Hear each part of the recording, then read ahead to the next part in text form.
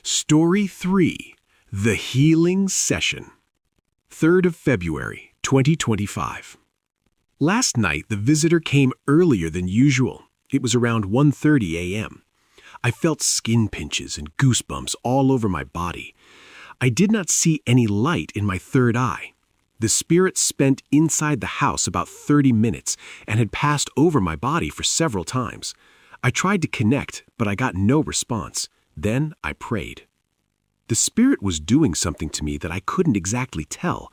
I could hear the energetic vibrations in my left ear coming in waves, especially that my bed was located nearby the window. When placed close to bed, windows are able to reflect the sound and the energetic presence of these nocturnal visitors. It felt like the spirit was moving his hands back and forth over my half-asleep body. He was combing my energetic field.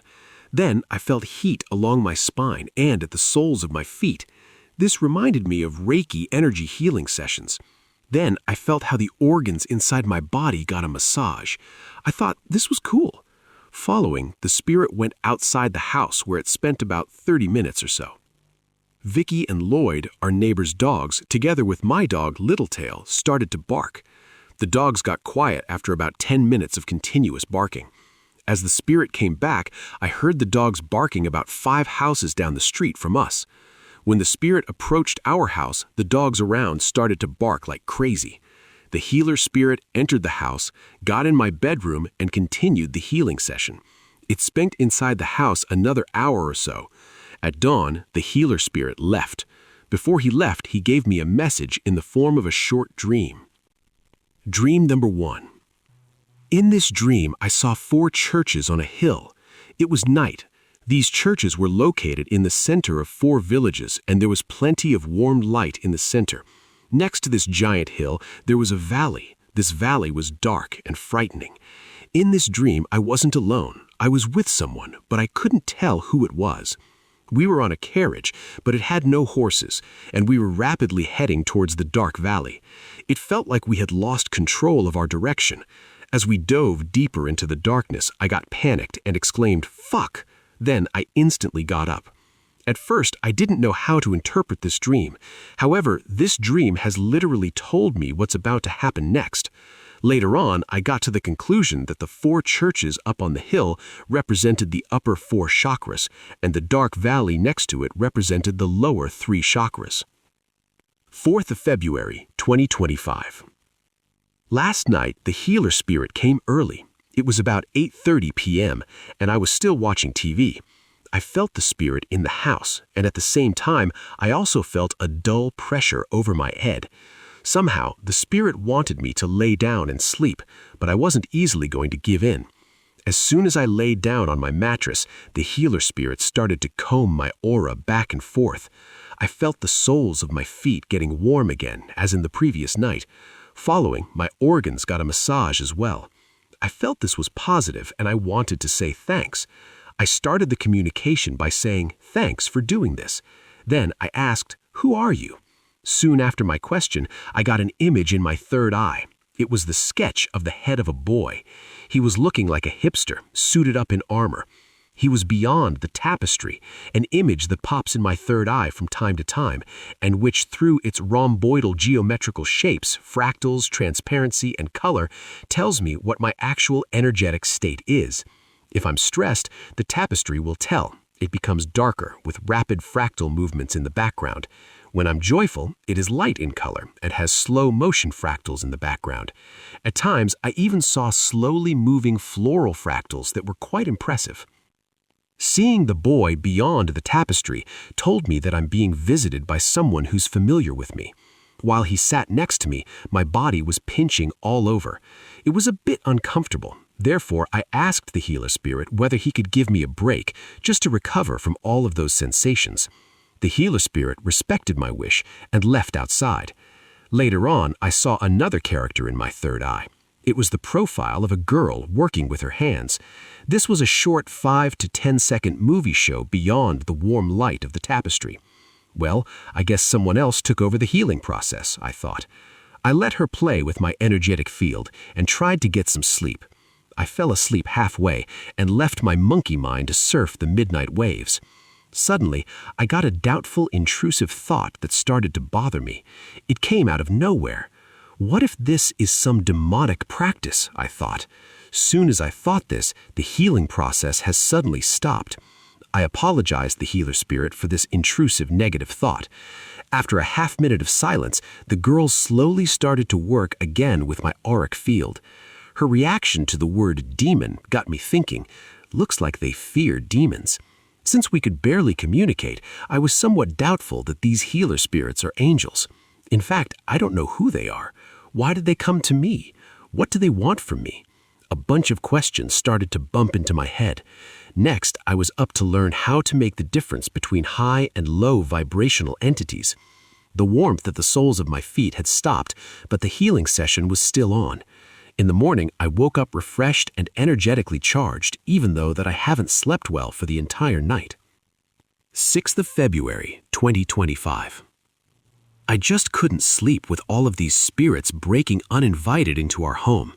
Questions started to cross my mind, just like trains when they arrive and depart from a station. Do such spirit visits happen to the average person on a normal basis? What would people's reaction to know that they're being constantly visited by spirits? Would they give them permission to play with their energetic field? Seems that meditation and asanas have awakened my senses, and now I could feel and communicate with these entities. I was still in a doubtful position about all of this. I decided to put a lot of questions to learn more about these nocturnal visitors. As the healer spirit came, my body got covered by gentle bursts of pressure together with some scattered pinches and goosebumps. It felt like the healer spirit did not want to disturb. The healing session went on. Following, the healer spirit showed me in a dream that there are dark forces out there of which I need to be aware. Dream number 2. Outside was dark, and I was standing in the doorway of the house, holding in my right hand a little LED light lamp. I was pointing it towards the fence of our house. On the other side of the fence, there was a blonde woman that seemed to be my gypsy neighbor. She stared at me while she was making horrible beast-like sounds. She sat there for about 10 seconds. Then she went down the street and suddenly turned into a black cat. I was in a pleasant mood when the healer spirit surprised me with this negative message. Just to confirm my interpretation of this dream, I asked the healer spirit to place a light image in my third eye. Following, I got a light image. My interpretation of this dream was correct. Well, I said, if you guys exist, of course the opposite side exists too.